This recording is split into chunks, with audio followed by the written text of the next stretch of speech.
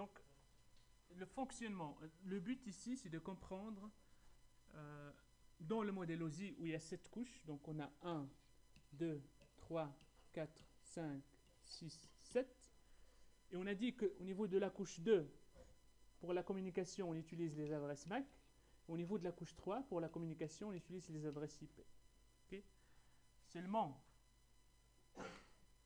la règle à connaître, c'est que quand on est à l'intérieur d'un réseau privé, pour communiquer entre les machines, on utilise les adresses MAC. On va commencer par là. Alors, si je prends un réseau privé, je mets un routeur, un câble qui sort du routeur. Donc là, j'ai créé un réseau privé. Peu importe le nombre de machines qu'on a derrière. J'ai un réseau privé. D'accord? Puis, la dernière fois, on avait dit que un réseau privé, il utilise des adresses IP. Imaginez le réseau ici, c'est 192.168.1.0/24. D'accord? Alors, ce qu'il faut savoir, c'est que la communication entre deux machines dans le même réseau privé, donc si je veux une communication entre la machine A et la machine B, je commence à générer les données au niveau de la machine A. Je pars de la couche 7 et je descends jusqu'à la couche 1. Qu'est-ce que je traverse comme couche? Je traverse la couche où je dois mettre les adresses IP, la couche 3. Donc je pars de la 7, puis je descends jusqu'à la 3, puis la 2, puis la 1. Au niveau de la 3, je dois mettre les IP, IP source et IP destination. Par exemple, imaginez ici j'ai .20, ici j'ai .40. D'accord? Au niveau de la couche 3, que va être l'IP source? Si je pars de A vers B, que va être l'IP source? Pardon? Donc 192.168.1.20. Que va être l'IP de destination? 168.1.40. Ça, je l'enregistre quand même, parce que c'est le processus TCP/IP, je ne peux pas y échapper. J'arrive à la couche 2. Je dois mettre les adresses MAC. Les adresses MAC, on n'en a pas encore parlé, on ne connaît pas leur nature, mais on peut se contenter de dire ici j'ai MAC A, ici j'ai MAC B. D'accord? Donc au niveau de la couche 2, je dois mettre une MAC source, une MAC destination. MAC source, c'est MAC A. MAC destination, c'est MAC B. D'accord? Je remplis ça, puis je transforme tout en bits, puis j'envoie ça via le réseau. Ça arrive au switch. Le switch, lui, il ne peut pas, dans une communication, parce que n'oubliez pas, c'est un périphérique intermédiaire. Donc, qu'est-ce qu'il fait? Il reçoit les données, il les envoie. Il ne fait que transférer les données. Mais par contre, il aimerait bien les transférer d'une manière efficace. Ça veut dire quoi d'une manière efficace? Ça veut dire qu'il reçoit les données, puis il doit savoir par où les faire sortir, pour ne pas les envoyer n'importe où. Alors pour lui, qu'est-ce qu'il va faire? Il va se baser sur les adresses MAC. Donc il va détecter, il a des moyens de savoir que la MAC B se trouve ici. Il faut sortir par le port numéro 1. C'est le port numéro 2 par exemple. Alors qu'est-ce qu'il fait? Il reçoit les données au niveau de quelle couche? Au niveau de la couche 1, il va recevoir les données sous forme de bits. Et puis il va tout transformer sous forme de les données, comment on les appelle? Tram. Donc il transforme tout au niveau sous forme de tram. Puis il reste là. C'est à ce niveau-là qu'il commence son travail. C'est quoi son travail au niveau de la trame?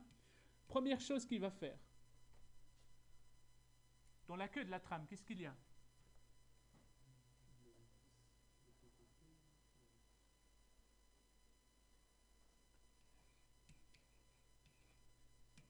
Le contrôle de redondance cyclique. Donc, qu'est-ce qu'il fait? Avant tout, il va déterminer l'intégrité des données. Est-ce que les données sont corrompues ou pas? C'est la première chose qu'il va faire. Imaginez que tout est OK.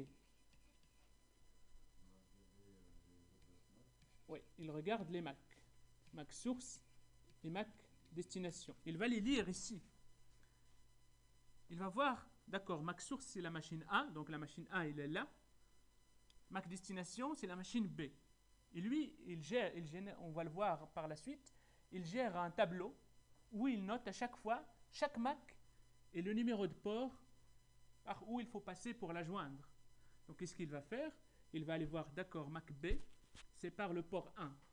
Donc, là, il a décapsulé jusqu'à la trame. Une fois qu'il détermine par où il va envoyer les données, il va réencapsuler tout et puis il va les envoyer par là. D'accord? Puis les données arrivent à la machine B. Puis la machine B, elle va traiter les données au niveau de la couche 1, puis 2, puis 3, jusqu'à la 7, puis il va afficher les données à l'utilisateur. OK?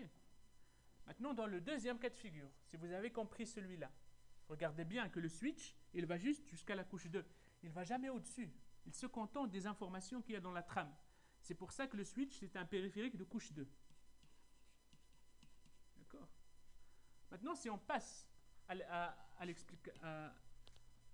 au deuxième cas, le deuxième cas, qu'est-ce qu'on avait? On avait une machine, un switch, un routeur, et puis une autre machine. C'est ce que j'ai dessiné tout à l'heure. On fait la même chose. On génère les données au niveau de la machine A vers la machine B. Donc on commence par la couche application. On utilise tel protocole, on s'en fout pour le moment. Puis 6, puis 7, puis 5, pardon, puis 4, puis 3. Au niveau de la couche 3, on va mettre les adresses IP. Donc il faut mettre les IP source et l'IP destination. Alors, ici les IP c'est 192.168.1.0/24 avec .20 pour cette machine-là. Ici, donnez-moi une adresse IP pour ce réseau-là.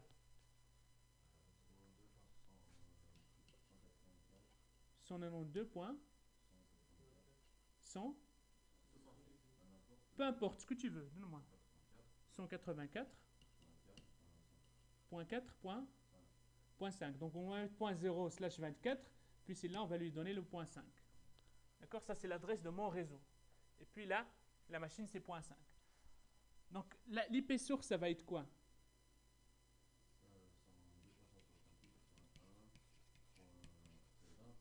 .20. Et l'IP de destination?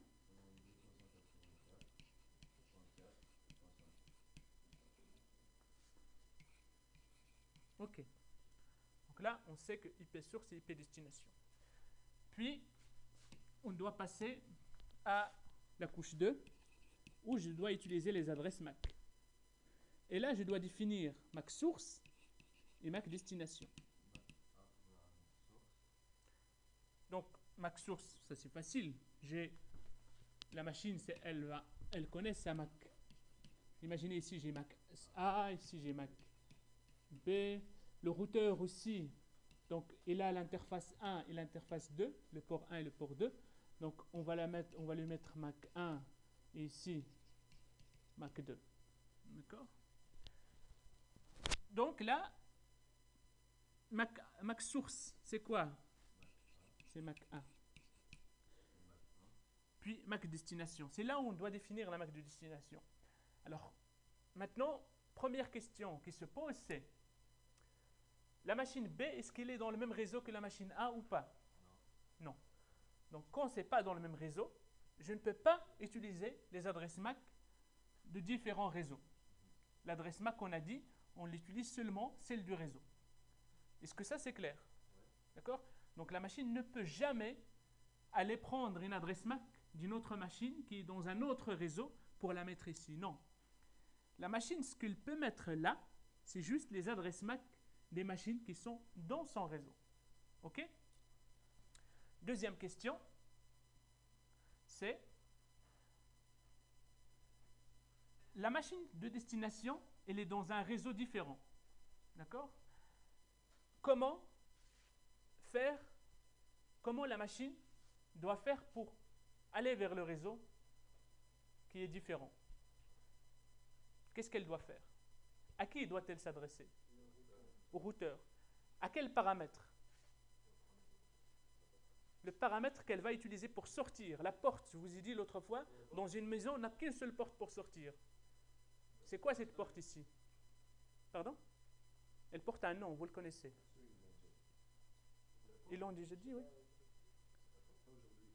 Ben, donc, quand vous paramétrez une carte réseau, qu'est-ce que vous mettez? L'adresse IP, le masque, ça c'est le masque, et la passerelle par défaut. La passerelle par défaut, c'est la porte de sortie pour sortir du réseau. N'oubliez jamais ça. C'est que quand cette machine veut sortir de son réseau pour aller ailleurs, elle utilise la passerelle par défaut. Et la passerelle par défaut, c'est quoi? La passerelle par défaut, ce n'est que l'interface, l'IP de cette interface-là. L'IP de l'interface du routeur qui fait la limite du réseau privé. Est-ce que c'est possible, s'il est de l'état d'usine, si on veut le reset, Oui. donc il aura son adresse par défaut, mais si on veut la changer pour que par défaut... Oui, oui. Donc ici, qu'est-ce qui se passe? La machine, grâce à ça, qu'est-ce qu'elle fait? Elle fait une comparaison entre les deux. Elle va se dire, ah, ici je vais vers une adresse IP complètement différente de la mienne. Donc cette machine-là, elle n'est pas dans mon réseau. Donc, pour la contacter, je dois sortir de mon réseau. Donc pour sortir de mon réseau, je dois m'adresser à qui? Au routeur, via la passerelle par défaut que j'ai dans mes paramètres. Le routeur, la passerelle par défaut, est-ce qu'elle est dans le même réseau que moi en tant que machine source ou pas? Cette interface-là, elle est dans quel réseau? Dans ce réseau-là. Donc elle est dans le même réseau. Donc je peux la contacter en utilisant la MAC. D'accord? Le fait que cette interface fait partie de mon réseau et le fait que je dois passer par cette interface pour sortir, je dois utiliser sa MAC pour la joindre. Parce que de toute façon, le champ IP, il est utilisé par la vraie machine de destination. Comme je dois passer par le routeur, la MAC que je vais utiliser, c'est la MAC 1. Pourquoi? Parce que la MAC 1, c'est une interface qui est dans mon réseau privé. Et dans mon réseau privé, pour communiquer, j'utilise l'adresse MAC. Une fois que je fais ça, je passe à la couche 1, où là, je transforme tout en bit et je fais tout sortir par là. D'accord? Qu'est-ce qui se passe? Ça arrive au switch. Le switch, qu'est-ce qu'il va faire?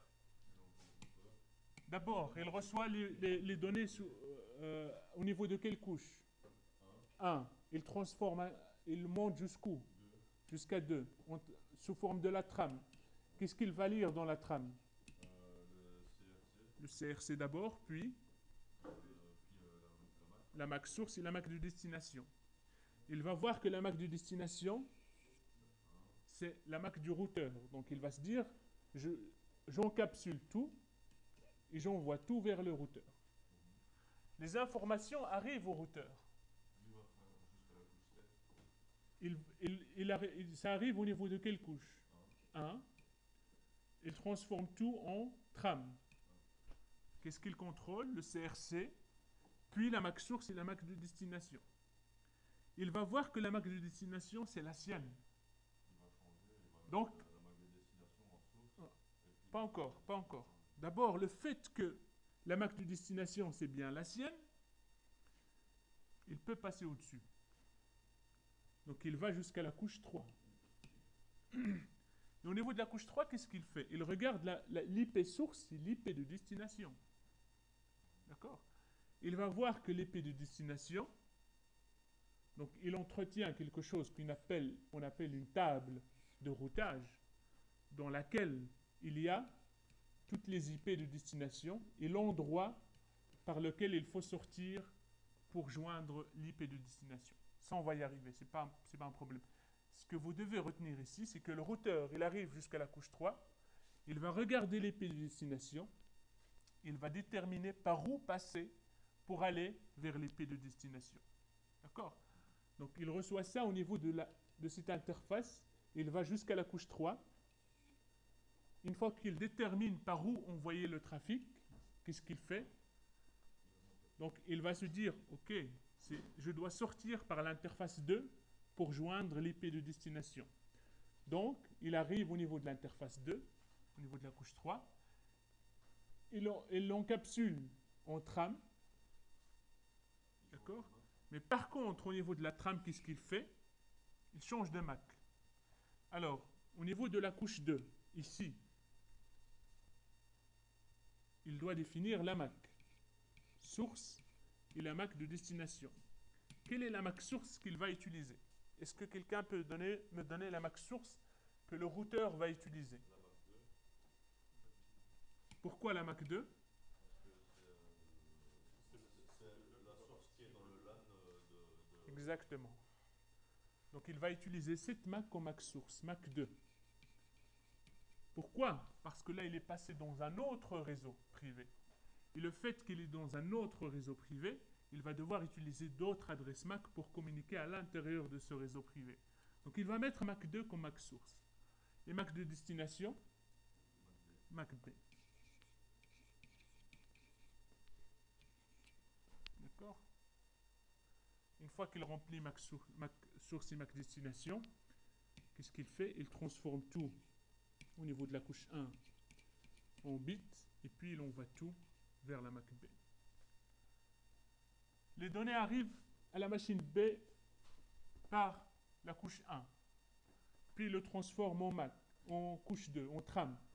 Il va voir la MAC de destination, il va se dire, d'accord, la MAC de destination, c'est bien la mienne. Il peut passer au-dessus. Il va à la couche 2. Il va voir l'IP de destination. Il va se dire, ok, l'IP de destination, c'est bien la mienne. Donc il va passer à la 4. Dans la 4, qu'est-ce qu'il retrouve? Il retrouve par exemple qu'il utilise le protocole TCP. Quand il détecte le protocole TCP, qu'est-ce qu'il fait? En même temps qu'il continue, il envoie